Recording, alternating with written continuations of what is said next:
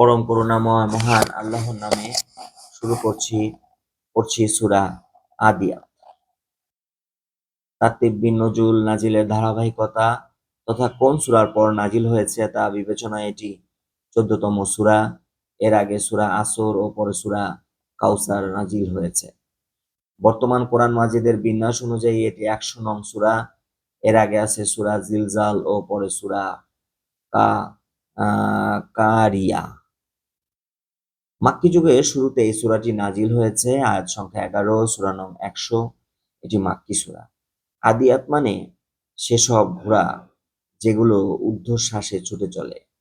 সূরার প্রথম আয়াতে ব্যবহৃত আদিয়াত শব্দ থেকে সূরাটির নামকরণ করা হয়েছে। সূরাটির আরো একটি নাম পাওয়া যায় সূরা ফার্স।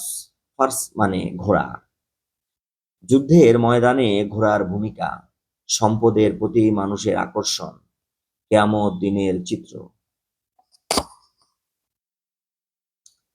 সূরার শুরুতে আল্লাহ তাআলা উল্লেখ করলেন যুদ্ধক্ষেত্রে ঘোড়া ও এর প্রভাবের কথা, আর সূরার শেষে জানালেন পুনরুত্থানের দিন সব বিষয় আল্লাহ তাআলার ভালোভাবেই জানা থাকবে। সুতরাং কে আল্লাহর সন্তুষ্টির আশায় তার পথে ঘোড়া ছোটালো, আর কে ধন সম্পদ আর ক্ষমতার লোভে তা করলো, কে আল্লাহর পক্ষে আর কে বিপক্ষে, সবকিছুই তিনি সেদিন জানিয়ে দেবেন। এই সূরার আগের সূরা হলো সূরা জিলজাল, যাতে ভালো মন্দ কাজের প্রতিদান দেওয়ার কথা উল্লেখ করা হয়েছে। আর সূরা আদিয়াতে আল্লাহ আলোচনা করা হয়েছে মানুষের স্বভাবগত বৈশিষ্ট্যের কথা। তো এখান থেকে বোঝা যায় মন্দ বৈশিষ্ট্যগুলো থেকে বেরিয়ে এসে আল্লাহর বিধি নিষেধ মেনে চললেই মিলবে চমৎকার প্রতিদান। এই সূরাটি মাক্কি যুগে নাজিল হয়েছে। এতে উঠে এসেছে তখনকার মরু আরবের মাঝে জুলুম, অবিচার এবং মারামারি হানাহানির এক বাস্তব চিত্র। সেকালে মানুষ সামাজিক জীবনে চরম দুর্ভোগ পোহাত। রাতের আঁধারে লুকিয়ে এক গোত্রের উপর চড়াও হতো অন্য গোত্র। নারীদের বন্দী করে বানানো হতো দাসী, আর অন্যের সম্পদ লুটপাট করা ছিল তাদের কাছে নিত্যদিনের ঘটনা। সেই সময়ে মানব জীবনের কোনো নিরাপত্তাই ছিল না। কোরআন এই বিষয়টি চুলচেরা বিশ্লেষণ করে এর রহস্য আমাদেরকে জানিয়ে দিয়েছে। এসব অপরাধ সংঘটিত হওয়ার মূল কারণ হলো পরকাল সম্পর্কে উদাসীনতা ও অবিশ্বাস।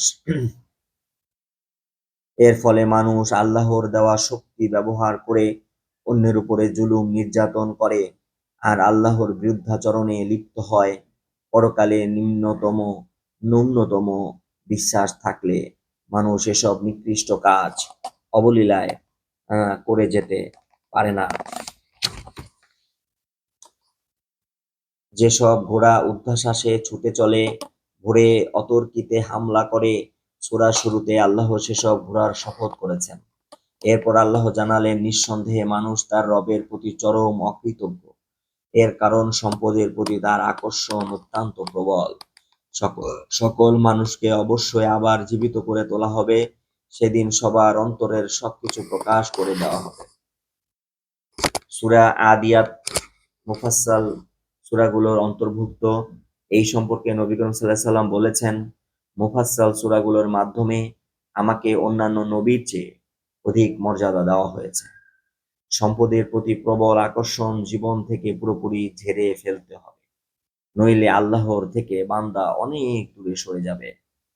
যুদ্ধের ময়দানে কোনো তেজি ঘোড়া যেমন ভীষণ বেগে দৌড়ায়, ধুলো উড়িয়ে নিরলস ছুটে চলে, দুনিয়াবি সম্পদ অর্জন করার বেলায় মানুষও ঠিক যেন তেমনি এক তেজি ঘোড়া বনে যায়। মানুষকে এত এত নিয়ামত দেওয়ার পরও সে দুনিয়ার পেছনে এমন ভাবে ছুটে চলে যে আল্লাহকে স্মরণ করার সময়টুকু পর্যন্ত পায় না। সম্পদের প্রতি মানুষের আকর্ষণ অত্যন্ত প্রবল। সম্পদের উপরে তার যতটুকু ভালোবাসা, অন্য কোনো কিছুর উপরে এর ছিটেফোঁটাও নেই। এই স্বভাব তার জীবনের লক্ষ্য ভুলিয়ে দেয়। সূরার শেষ অংশে মানুষকে মনে করিয়ে দেওয়া হয়, যতই সম্পদের মোহে ডুবে থাকো না কেন, একদিন আল্লাহর কাছে ফিরে যেতে হবে। সেদিন এই ধন সম্পদের কথা ভুলে যাবে। মানুষের দুইটি বৈশিষ্ট্য নিয়ে কথা বলা হয়েছে এখানে। এক, সে তার সে তার রবের নিয়ামতগুলোর প্রতি অকৃতজ্ঞ, আর সম্পদের প্রতি তার আকর্ষণ প্রবল। তবে মৃত্যুর পর তাকে আবারও জীবিত করা হবে।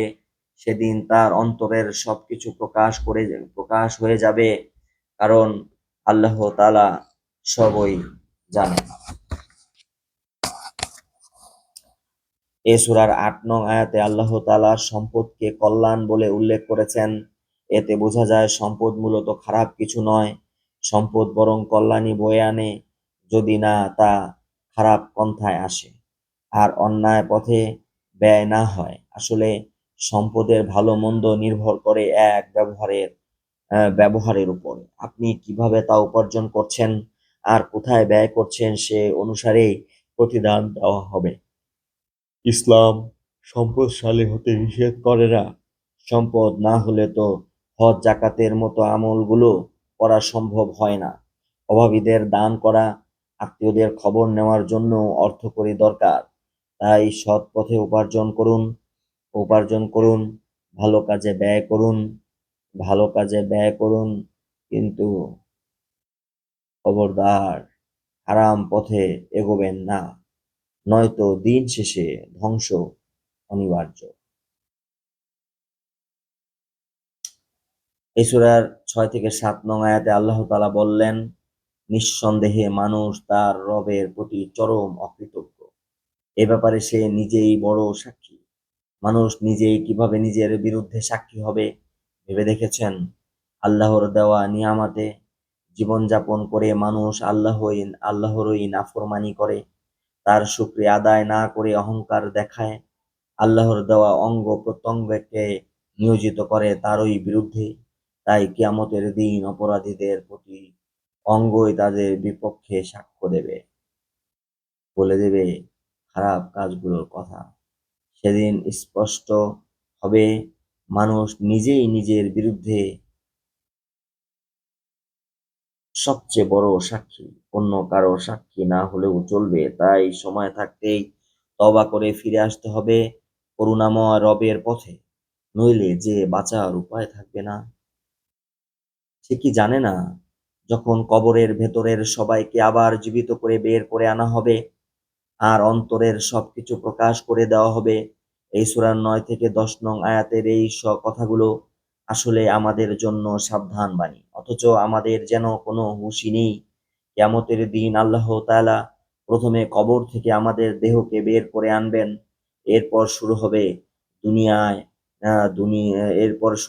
দুনিয়ায় করে আসা কাজের জবাবদিহিতা। সেদিন ফাঁস হয়ে যাবে সবকিছু। তাই আমাদের অন্তর কপটতা মুক্ত হওয়া দরকার। দেহের ভেতর বাহির সবখানেই যেন কেবল আল্লাহর আনুগত্য বিরাজ করে।